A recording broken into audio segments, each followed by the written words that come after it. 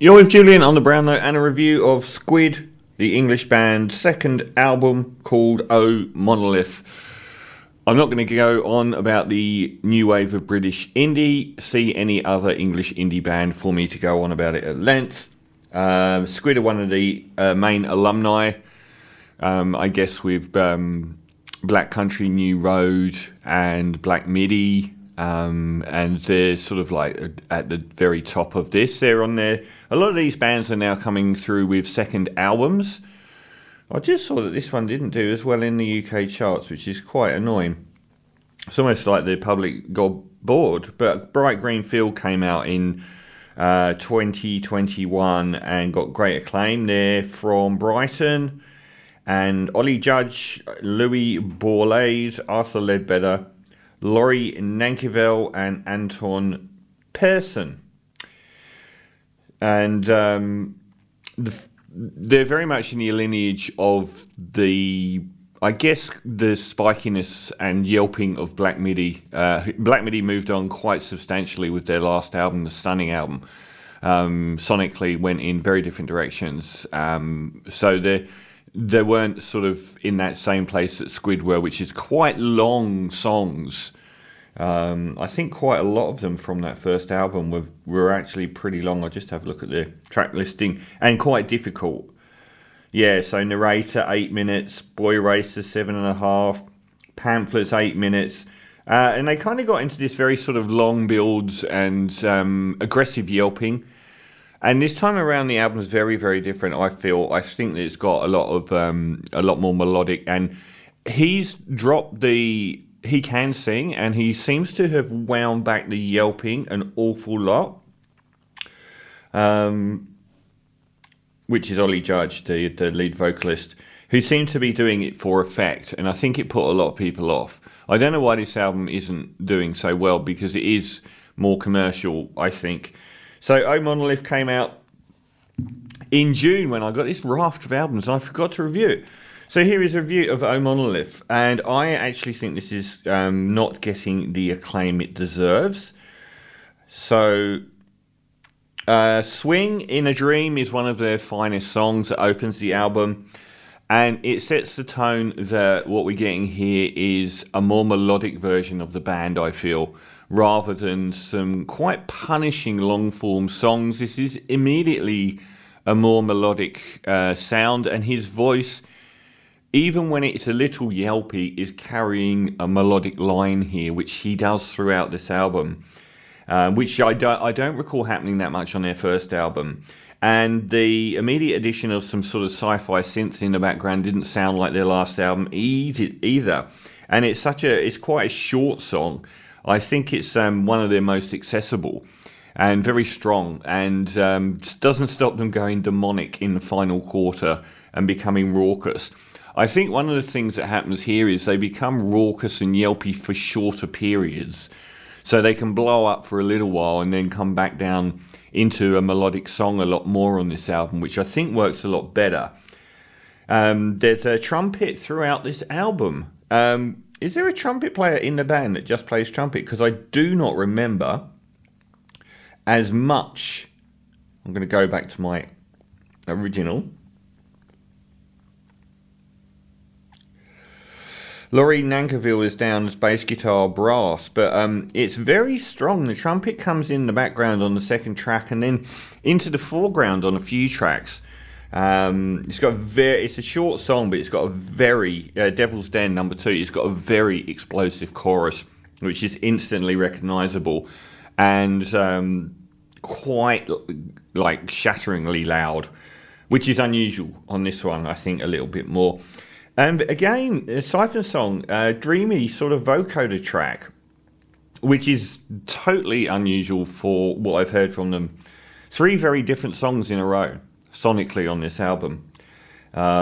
It's almost abrasive and noisy, but with the melody behind it, which is a hallmark of this album. Excuse me.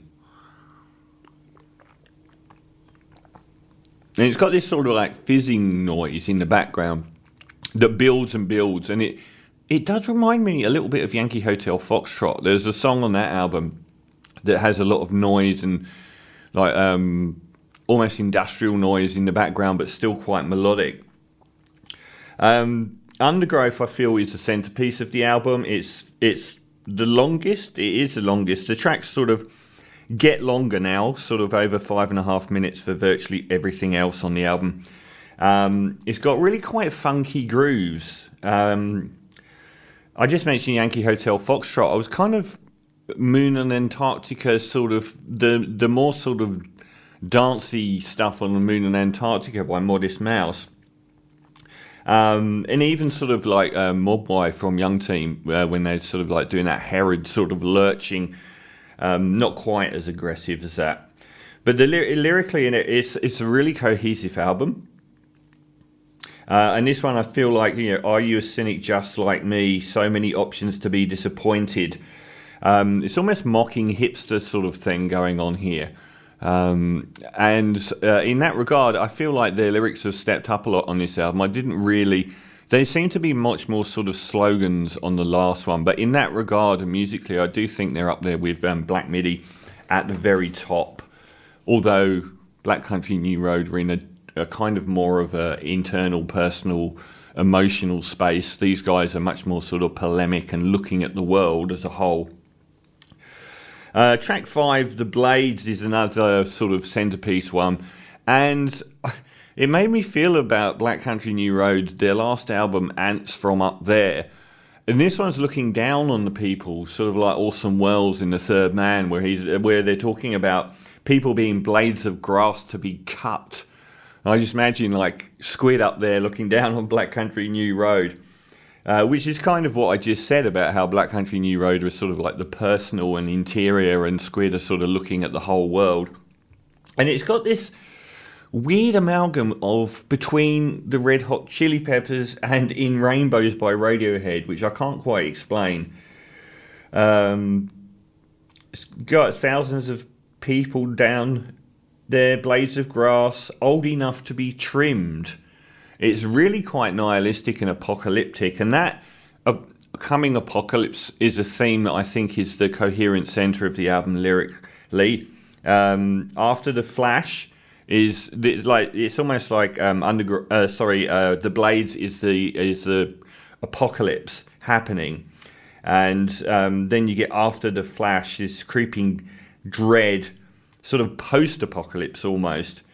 And the female voice and strings are a nice addition here to the sonic palette, which hadn't happened on the rest of the album. Just the coherent lyrics, sort of like the Rapture almost. Got this sort of it feels like it's going through the Rapture in this song, maybe more than even in Undergrowth, but it feels like the wheel, like that ever-turning wheel. I can't remember the exact quote, but where that gyre starts turning more and more and more until the wheel comes off, until the people at the extremities of the circle are spat out. And it does get quite manic. If I could keep it up is a lyric from that one.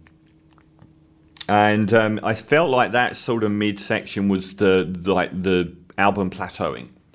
It's almost like it goes through this apocalyptic rapture and sort of comes out the other side. And Green Light, second from last, is sort of like a bit of a wake-up. It's a much more upright song and shorter. The Sunlight Hits My Skin, Life Forevermore, sort of like being in this new universe, I guess. And then a very sort of low-key but still driving final track with this amazing title, If You Had Seen the Bull's Swimming Attempts, You Would Have Stayed Away, which is quite something. And it sort of builds towards an end that, in a movie would be like a gunshot. It's not like a fade out at all.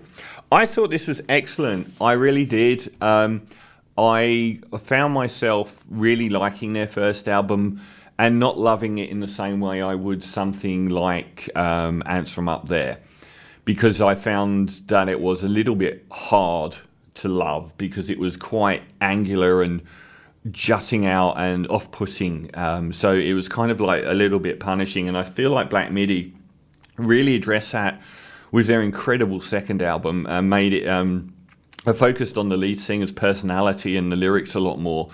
And I feel like I did that here, and I really like the fact that the Longthorn songs with yelping, atonal yelping, have given way to more melodic, shorter songs where his vocals carry the melody of the song. I think that's a massive improvement for the band. I can't believe this album hasn't done better than the first one. What do people like? So I think this is superb. I definitely love it more than the first album. So for Squid and the album Oh Monolith, I'm going to give a 9 out of 10, one of the best albums of the year.